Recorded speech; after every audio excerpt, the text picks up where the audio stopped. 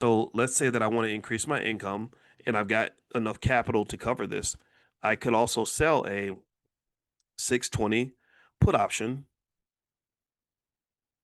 And let's say in the current price is 774.40, and I would pick a strike price slightly out of the money. So let's see, sell. So I hit sell put in my app. The current price is 77. So let's say I pick a strike price, I don't know, of 70. Wait, sorry, the current price is 74. So let's pick a strike price of 71. Okay. I like something that's kind of out of the money where it has a chance where it's not going to be exercised. Okay. So the income there would be an added $1.08 per share. So if I sold 1,000 of these, I could make $1,080 extra per week, right? Now, what's the downside of that? Well, the downside of that is in order to sell a put, you have to have collateral.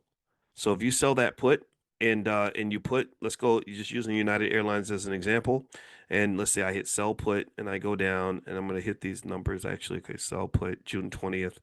I pick a strike of $71. Then what's going to happen is if I sell those 10 contracts, my max loss is $69,920. The max loss is really more theoretical, meaning when you sell a put, remember, when you sell a put, what you're doing is you're selling a put to someone who wants to buy a put. Why do people buy puts? They buy puts because they want to protect against something declining, or they believe something's going to decline.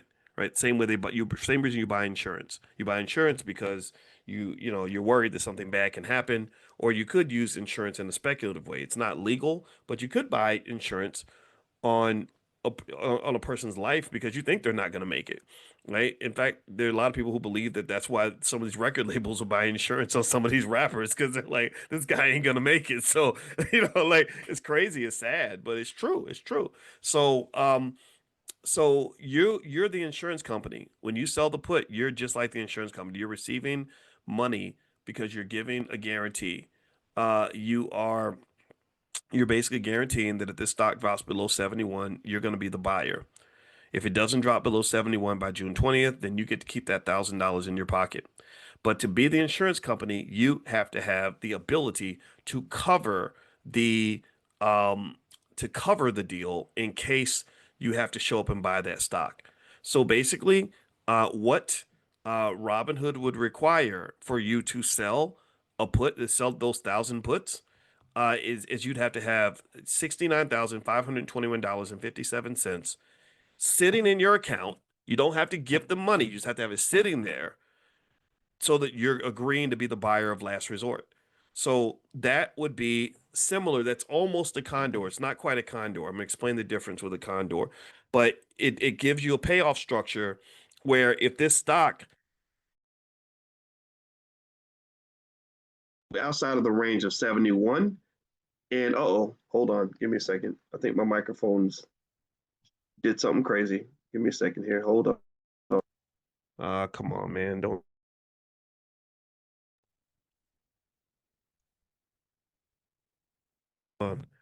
Can you hear me? Okay, good. All right, perfect. All right.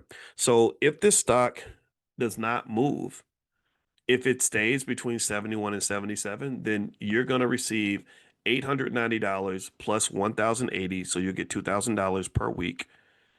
But just like any other business, you have to have some money to make the money. So that means you're going to have these little backup accounts. You're the bouncer in the club. You're the person bankrolling the operation, right? So this is more for those of you that have some capital to put to the side.